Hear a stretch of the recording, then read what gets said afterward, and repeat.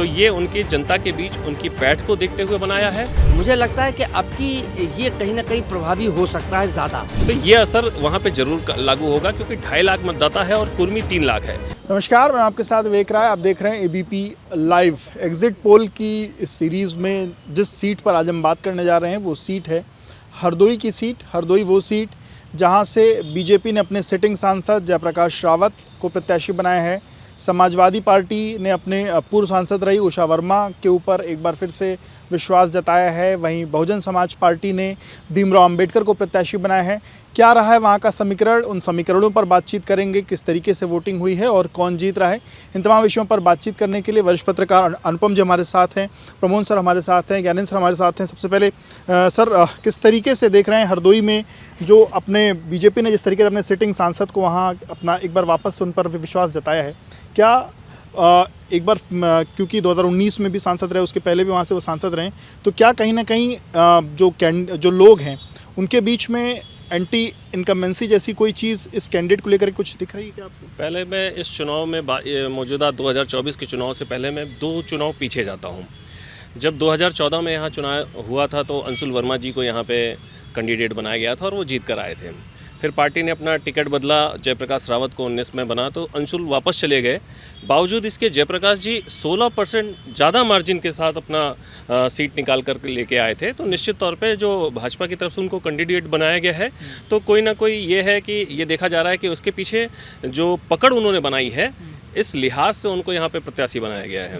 बात करें अब इनके मौजूदा समय में जो सामने से इनके प्रत्याशी हैं वो इंडी गठबंधन के उषा वर्मा जी, वो 3 बार की सांसद रह चुकी हैं और अपने बलबूते पे वहाँ की जनता के बीच में एक पैठ बनाते हुए लगातार वो 2.5 लाख से ज़्यादा अकेले का वो मत जो है हासिल करते हुए आई। तो ये कहा जा सकता है कि अगर इंडिया गठबंधन ने उनको अगर प्रत्याशी बनाया है तो ये उनकी जनता के बीच उनकी पैठ को देखते हुए बनाया है और जो उनकी वहाँ पर लोकप्रियता है उसको ध्यान में रखते बनाया गया है। चुनाव जो है वहाँ पे भाजपा बनाम इंडिया गठबंधन साफ तौर पे देखा जा रहा है। सर, हरदोई की स्थिति कैसे देख रहे हैं? जो कैंडिडेट हैं उनकी स्थिति क्या रही इस चुनाव में? विवेक जी, अब ये चुनाव कुछ मैंने एक बात कहना चाहूँगा कि कुछ आपकी 14 और 19 से इतर हट के हो रहे हैं। मुझे लगता है कि इस बार प्रत्याशियों का प्रभाव उतना नहीं है। मोदी जी का थोड़ा बहुत कह सकते हैं, उनके भी प्रभाव में कमी आई है, ऐसा मुझे लगता है कि जो उनका एक ग्लैमर था, जो उनकी एक धमक थी, उस धमक कम हुई है। जहाँ तक आप हरदोई की बात कर रहे हैं, हरदोई में 19 बार चुनाव हुए हैं, उसमें सबसे ज़्यादा 7 बार कांग्रेस जीती है और उसके बाद 4 बार भारतीय जनता पार्टी ने उस पर अपना कब्जा रखा है और 3 बार समाजवादी पार्टी आई है।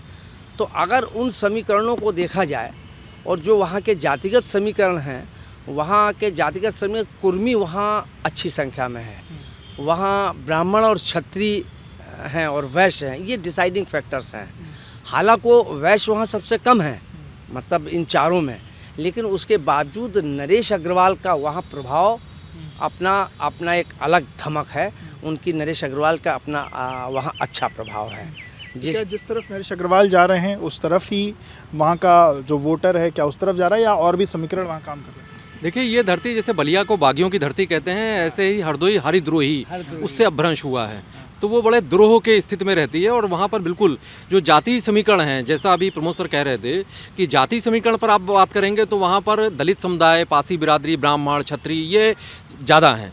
बावजूद इसके वहाँ पर 1 लाख के करीब ही वैश्य वोटर्स हैं। लेकिन उस पूरे ज़िले में अगर सियासत में डंका किसी का बसता है तो वो नरेश अग्रवाल हैं, जो वैश्य बिरादरी से ताल्लुक़ रखते हैं।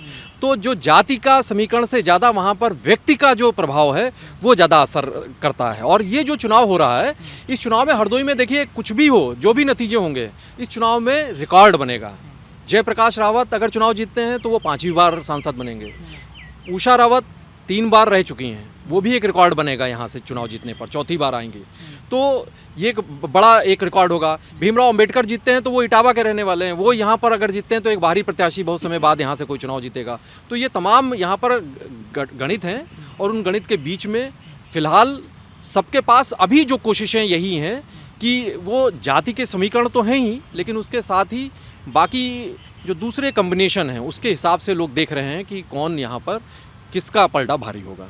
यानी जी यहाँ पर एक बात कहना चाहेंगे कि जिस ढंग से अगर वहाँ के, चूँकि आप वहाँ की हमसे ज़्यादा बेहतर स्थिति को हरदोई की आप समझते हैं, लेकिन जो वहाँ कांग्रेस का और सपा का जो गठबंधन बना है, मुझे लगता है कि अब की ये कहीं ना कहीं प्रभावी हो सकता है ज़्यादा।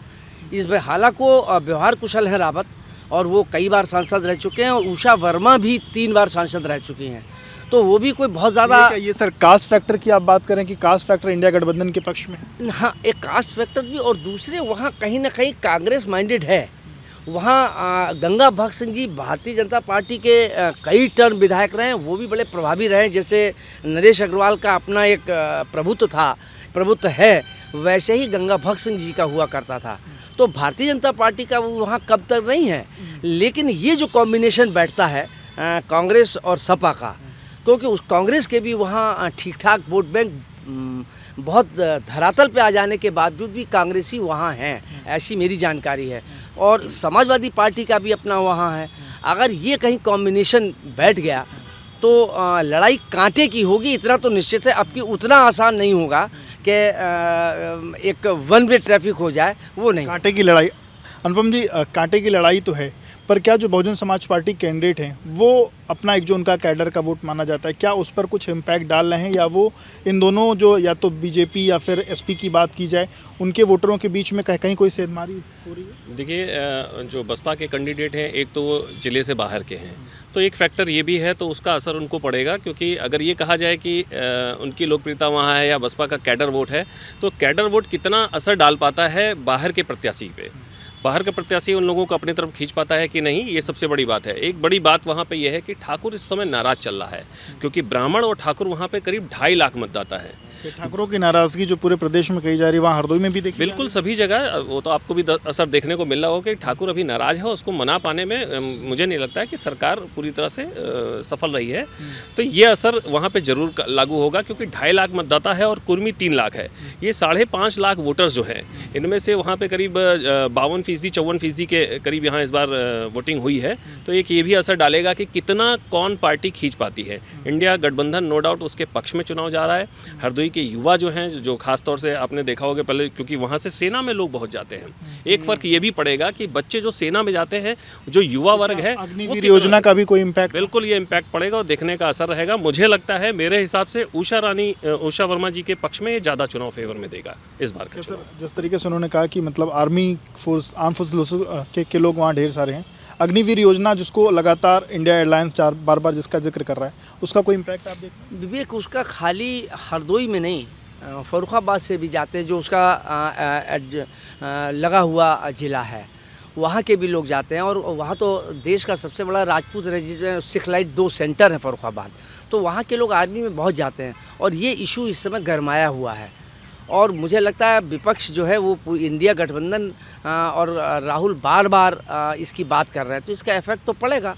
मुझे लगता है कि अगर ये कॉम्बिनेशन, जैसा कि अभी अनुपम जी ने बताया, अगर ये कॉम्बिनेशन कहीं बैठ गया तो निश्चित रूप से, और जो वोट कम हुए हैं वो इस समय कहीं ना कहीं बेरोज़गारी के लेके युवाओं की वो भागीदारी नहीं दिखाई दे रही है। वो भारतीय जनता पार्टी से जुड़ा हुआ था, वो कहीं नुकसान दे रहा है।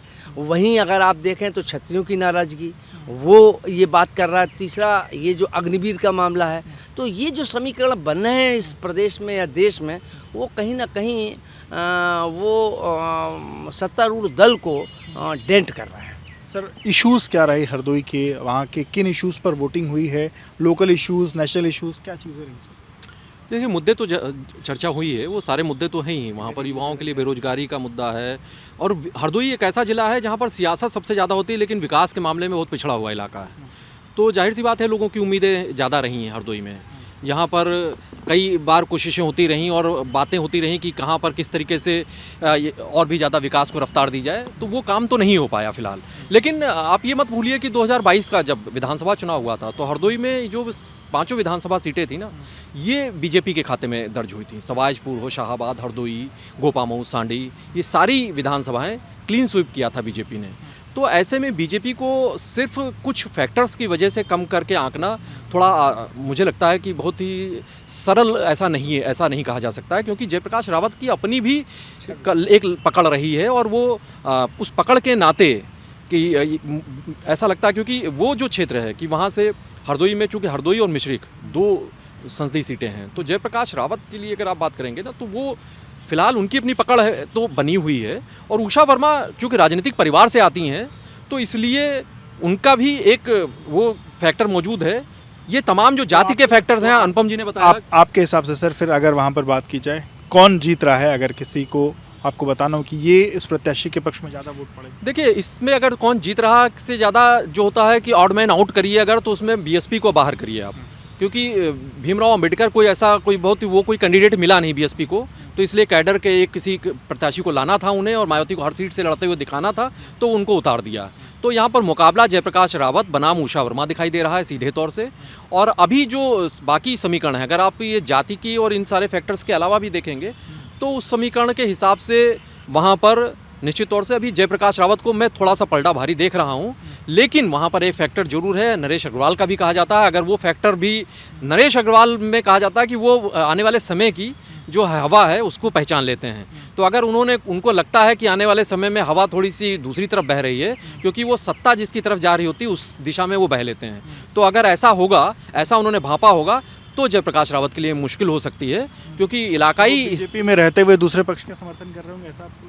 तो नरेश अग्रवाल तो कई बार जब कांग्रेस में रहते थे तब भी उन्होंने अपना अलग से लोकतांत्रिक कांग्रेस अलग से भी उन्होंने सियासत की, वो समाजवादी पार्टी में गए, बीएसपी में मायावती जब आई थी तो बीएसपी में शामिल हो गए थे, फिर अखिलेश के भी साथ रहे, मुलायम के साथ भी रहे, पहले परिवहन मंत्री थे, फिर अखिलेश के साथ आ गए, अभी तो उनका पूरा कुनबा इस समय बीजेपी के साथ है, नितिन अग्रवाल मंत्री हैं बाकायदा।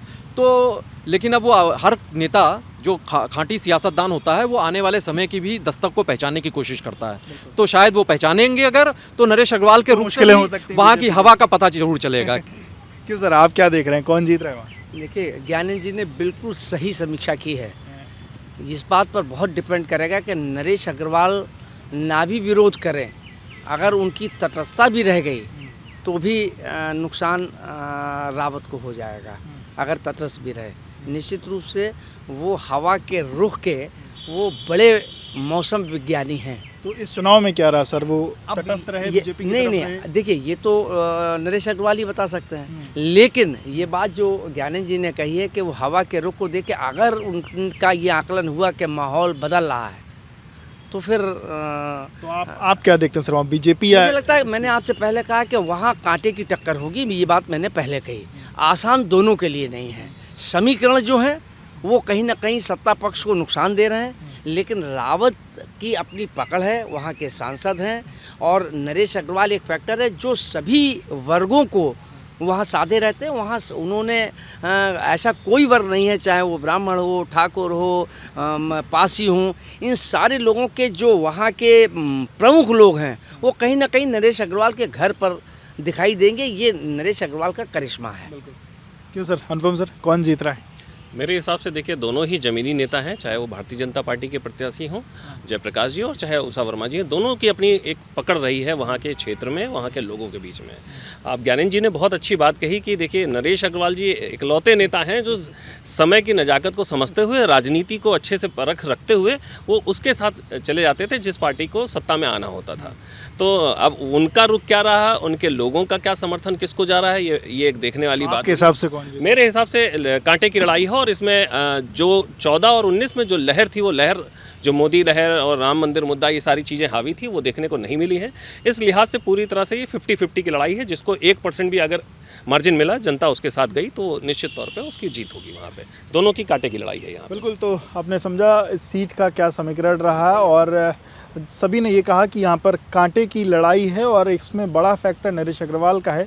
नरेश अग्रवाल का इशारा जिस तरफ होगा, कहीं ना कहीं सत्ता में, या ये कहा जाए कि उसी के सर पर हरदोई का जो मुकुट है वो संवरेगा। विवेक राय, एबीपी लाइव की।